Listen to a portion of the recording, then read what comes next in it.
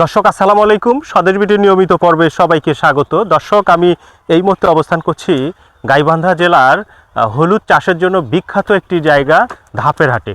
তো এই ধাপের হাটের এই গ্রামটি মূলত হলুদের জন্য বিখ্যাত একটি গ্রাম। এখানে প্রচুর পরিমাণে হলুদ চাষ হয়ে থাকে। তো আপনারা নিশ্চয়ই দেখছেন আমাদের এখানে কিছু আপারা এখানে তারা হলুদ মাটি থেকে সংগ্রহ করছে এবং এই হলুদটা পরবর্তীতে কিন্তু এনারা বাড়িতে নিয়ে গিয়ে সেদ্ধ শুকনা করে বাজারে কিন্তু সাধারণত বিক্রয় করে থাকবেন। তো আমরা আজকে এই জমির মালিকের কাছে জানবো যে উনি এই হলুদটা কিভাবে চাষ করেছে, ওনার শতক প্রতি কেমন হচ্ছে, এবং আমরা হলুদ চাষের বিস্তারিত তথ্য আজকের ভিডিওতে তুলে ধরবো। আশা করি সম্পূর্ণ সময় আপনারা আমাদের সঙ্গেই থাকবেন। চলুন তাহলে আমরা এই গৃহস্থ ভাই তার সঙ্গে কথা বলি। ভাই আসসালামু আলাইকুম। ওয়ালাইকুম আসসালাম। কেমন আছেন ভাই? আলহামদুলিল্লাহ ভালো আছি। এই কি করতেছেন? এই যে হলুদ? এই হলুদ ভাই উড়ে বাড়ি নিয়ে যাচ্ছি। আচ্ছা, এই বস্তা করতেছেন না? হ্যাঁ, বস্তা করতেছি, বস্তা করে বাড়ি দিয়ে যাব। আচ্ছা, এইটা হচ্ছে ছড়াটা, আর এখানে আছে হলো মোতাটা, যেটা এই যে মোতা হচ্ছে এইটা। আচ্ছা, এইটা কি করবেন পরবর্তীতে?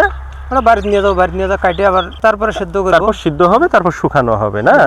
আচ্ছা ভাই, আপনি তো জমিতে যে হলুদগুলো উঠাইছেন অনেক বস্তা হয়েছে, কিন্তু আমরা দেখছি সামনে পিছনে ডানে বাঁয়ে। তো এবং আমাদের অনেক আপারা এখানে কাজ করছেন দেখি। তো আপনার এই হলুদ চাষ কিভাবে করলেন এবং কেমন হয়েছে আমার দর্শকদেরকে একটু শোনান তো। চাষ মোটামুটি ভালোই হয়েছে। 45 শতক জমি, 100 প্লাস হবে। মানে 100 প্লাস কি হবে? 100 প্লাস মন হবে হলুদ। আর যদি দেরি করে তুলতাম তখন মনে করেন যে 150 মন হইতো। এবার আপনি আমাকে বলেন তো, আপনি যখন এখানে হলুদ চাষটা করছিলেন তখন মাটিটা কিভাবে রেডি করলেন? প্রথমে হচ্ছে গোবর দিছি, গোবর দেওয়ার পরে জমি আবার ছিটে দিছি, গোবরটা দিয়ে চাষ করছি, চাষ করার পরে আবার সার দিছি।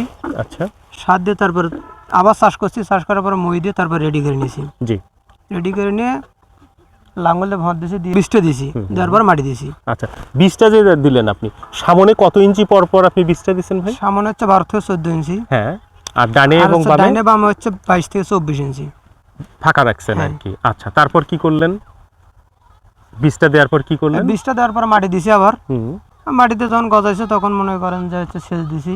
আচ্ছা, সেচ দিয়ে আর নিরেন দিয়েছি, নিরেনের পর আবার মাটি দিয়েছি, একবার সার দিয়ে বেশি করে সার দিয়ে মাটি দিয়ে গলাটা বেঁধে দিয়েছি। আচ্ছা, দেওয়ার পরবর্তীতে আস্তে আস্তে সার দিয়েছি, আবার হচ্ছে মাটি দিয়েছি হালকা, তখন মাটি এরকম না। আচ্ছা আচ্ছা, আপনি যে বীজটা যখন দিলেন, বীজটা দেওয়ার পর আপনার অঙ্কুরটা ভালোভাবে উপরে উঠে আসার জন্য বা হওয়ার জন্য কি আপনাকে সেচ দিতে হয়েছে না? হ্যাঁ, সেচ তো দিতে হয়েছে। কয়টা সেচ দিয়েছেন আপনি? একটা সেচই হয়ে গেছে? হ্যাঁ, একটাই হয়েছে। এবার তো একটু বৃষ্টি তুলনামূলকভাবে বেশি হয়েছে, সেজন্য সেচের প্রয়োজন হয়নি না। আচ্ছা, পরবর্তীতে কি কি সার দিয়েছেন ভাই? কতবার সার দিয়েছেন? সার তো দেওয়ার পরে 3 থেকে 4 বার দেওয়ার পরে অল্প অল্প করে, কিন্তু যখন গোড়া ভিতরে দেওয়া হয় তখন বেশি দেওয়া লাগে। কি কি সার দিয়েছেন সেই সময়? ওই সময় দেওয়ার পরে আমাদের যেটা হচ্ছে টিএসপি, পতেঙ্গা, বাংলায় মানুষ যেটা আছে না, পতেঙ্গা, হালকা একটু ইউরিয়া দেওয়া পরে, আর হচ্ছে এদিক ফুরেটন দেওয়া পরে। হলুদে সাধারণত কোন কোন রোগ আপনি এখানে দেখছেন বা কোন কোন সমস্যা দেখছেন হলুদ চাষে? এখানে সমস্যা হচ্ছে একটা পচারি ধরে ছত্রাকনাশক, আর হচ্ছে পোকা হচ্ছে গাছের মাঝখানে হয়। আচ্ছা, আর ছত্রাকটা উপরে দেখা, যদি একটা পাতা দেখা যায় তো দেখছেন আজকে একটা পাতা দেখছে, পরবর্তীতে দেখা যায় 2টা 3টা এইভাবে বাড়তেই থাকে। এটা পচনটা গোড়া পর্যন্ত চলে আসে? হ্যাঁ, ওটা তখন হলুদ পচে যায়, হলুদটাই পচে যায়। আচ্ছা, তখন আপনি কি করতেন? মানে ওই রকম যদি সমস্যা তখন ছত্রাকনাশক ওষুধ দেওয়া পরে। আচ্ছা, ওষুধ দিলে কি কাজ হয়? হলুদ কাজ হয় হালকা। যখন একটা পাতা ধরে তখন গাছটা হচ্ছে পাতাটা সব গাছে স্প্রে করে দিতে হয়। স্প্রে দেওয়ার পরও ওই গাছটা আবার হচ্ছে ছিঁড়ে দেওয়া লাগে, মানে কাটিয়ে ফেলে দেওয়া লাগে। আর কি করতে হয় ভাই এই হলুদ চাষের ক্ষেত্রে? হলুদ চাষের ক্ষেত্রে আর তেমন তো কিছু করতে হয় না, নিড়ানি খুব কম লাগে। আচ্ছা, আপনি যত সহজে বললেন হাল চাষ করলেন ভালোভাবে, আপনি রোপণ করলেন, সেচ দিলেন, নিড়ানি দিলেন, আপনি তারপর হচ্ছে কিছু স্প্রে করলেন, এত কম পরিশ্রমে কি হলুদ সম্ভব? হলুদ সবচেয়ে এখন বর্তমানে পরিশ্রম কম হয়, কারণ এখন আবার হচ্ছে ওষুধ দেওয়া বাড়াইছে, ঘাস মারা ওষুধ দেওয়া পরে। আচ্ছা, যার কারণে হচ্ছে এখন নিড়ানি খুবই কম লাগে। জি, আচ্ছা, তার মানে আমরা কি বলতে পারি যে হলুদটা একটা অলস মানুষের ফসল? হ্যাঁ, খুবই সাধারণ এখন হয়েছে, কারণ যখন হলুদ এত বড় হবে তখন মনে করেন আর নিড়ানির প্রয়োজন মনে হয় না, কারণ জলাটা দিয়ে যে নালাটা তৈরি করা হয়, ওই নালাটা দিয়ে যদি আমরা মেশিন দিয়ে স্প্রে করে যাই তখন সব আগাছা কিন্তু মরে যায় ঘাস। আচ্ছা আচ্ছা, তো সেক্ষেত্রে কতদিন পর পর জমিতে আসলেই হয় ভাই হলুদ চাষের? মনে করেন আমি যদি নিজে দেখতে আসেন তখনকার হিসাব আলাদা। জি জি, তাছাড়া তো কাজের জন্য ওইভাবে কাজের আসার জন্য ওইভাবে প্রয়োজন আসেন হয় না। না। আচ্ছা, এই যে মাটিগুলো আপনি উঁচু করে রাখছেন, এগুলো কি করলেন এগুলো?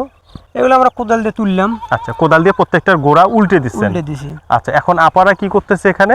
ও হলুদগুলো ঝাড়িয়ে নিচ্ছে, এটা বাড়ি নিয়ে যাবো, বাড়ি নিয়ে যাওয়ার পর সেদ্ধ করবো, সেদ্ধ করার পর আবার নাড়িয়ে দেবো, নাড়িয়ে দেবো, শুকিয়ে পর তারপর বাজার যাচ্ছে। কাঁচা বিক্রি করবেন না? না, তো কোনটাতে লাভ বেশি? কাঁচা তো বিক্রি করে তো লস ভাই। জি, কারণ কাঁচা মনে করেন আমি যদি বিক্রি করি হয়তো 60 থেকে 70 হাজার টাকা, আর সেদ্ধ শুন করলে তখন লাখের উপরে টাকা পাওয়া যাবে। আচ্ছা, সেক্ষেত্রে আপনার এখানে বাড়তি শ্রম আছে না?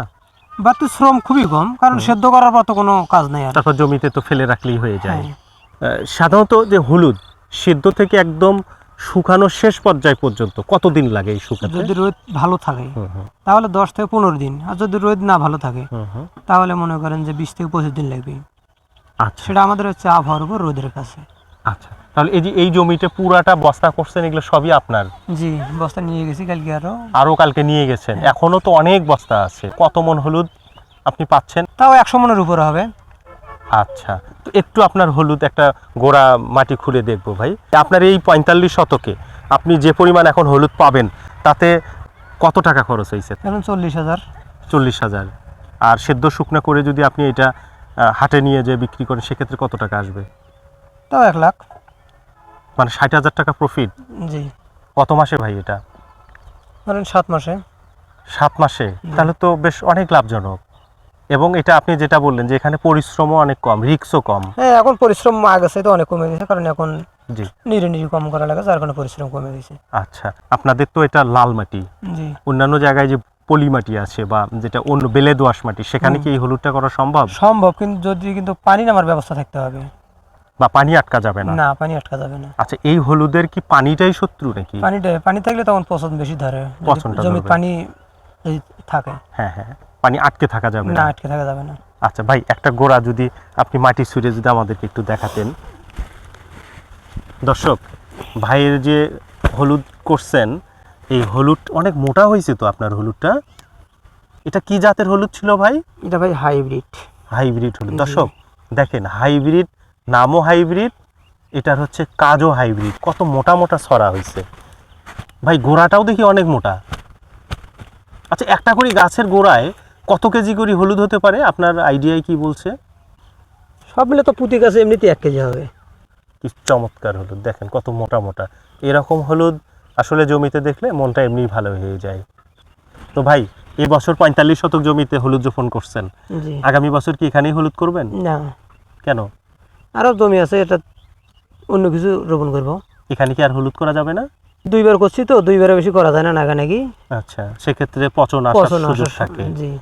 আচ্ছা, আমরা একটু একটা হলুদ একটু ভেঙে দেখান তো ভাই, কালারটা কেমন হয়েছে? হুম হুম এইটা হচ্ছে হলুদের ভিতরের অংশ। আচ্ছা ভাই, এই যে ভিতরে লাল, তা চারপাশে একটু লালটা কম, এইটার কারণটা কি ভাই? এটা সেদ্ধ করার পরে হচ্ছে যে মাছটা দেখা যাচ্ছে লালটা, জি, মাছটা লালটা। সর। আচ্ছা, ওটা থাকবে। জি, উপরটা শুকে যাবে সব। আচ্ছা, এটা চামড়া হিসাবে সাধারণত এটা ব্যবহার হচ্ছে আর কি। ও আচ্ছা ভাই, আপনি তো একেবারে তরুণ মানুষ, অনেক কম বয়সী গৃহস্থ হয়ে গেছেন, তো এই এলাকায় হলুদ চাষ কেমন হয়? আমাদের এইদিকে প্রায় শতকরা 80% খাওয়া যায়। আপনারা এত মানুষ হলুদ চাষ করেন কেন? এর লাভ কি? মানে কি কারণে এত হলুদ চাষ করেন? সব টাকাটা প্রায় দেখা যায় একবারে পাওয়া যায়। টাকাটা অন্য অন্য শস্যের যেভাবে আস্তে আস্তে আসে তার মতো হয় না, কারণ এটা সেদ্ধ শুকনো করে হয়তো বাড়িতে রাখা যায়, যখন দরকার তখন একবারে টাকাটা আমরা পাই। আচ্ছা, এবং প্রফিটটাও তো ভালো পান। জি। এই জন্য আপনারা হলুদটা চাষ করেন না? জি। আচ্ছা, ঠিক আছে ভাই, আপনাকে অনেক ধন্যবাদ। আপনার অনেক লোকজন কাজ করছে, তার মাঝে আপনি আমাকে সময় দিয়েছেন। ভালো থাকবেন। আসসালামু আলাইকুম। ওয়ালাইকুম আসসালাম। দর্শক, আমরা আজকে এই ধাপেরহাট ইউনিয়নের একটা প্রত্যন্ত গ্রামে এক তরুণ গৃহস্থ ভাই তার হলুদ চাষের হারভেস্টের ভিডিওটা আমরা তুলে ধরলাম। তা আমার মনে হয় যাদের উঁচু জমি কিংবা ভিটে জমি আছে, তারা এইরকম হলুদ চাষটা করে দেখতে পারেন। সেক্ষেত্রে কিন্তু এরকম অভিজ্ঞ গৃহস্থ ভাই কিংবা কৃষি অফিসের সহযোগিতা নিয়ে বা তাদের পরামর্শ নিয়ে কিন্তু চাষ করতে পারেন, কারণ এই হলুদের রোপণটা তুলনামূলকভাবে কিন্তু অনেক ভালো লাভজনক। দেখেন দর্শক, হাইব্রিড হলুদ, যেটা লাল এবং বেশ অনেক মোটা, পরিমাণে অনেক ভালো হয়।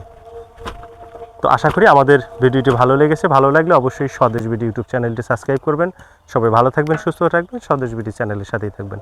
আল্লাহ হাফেজ।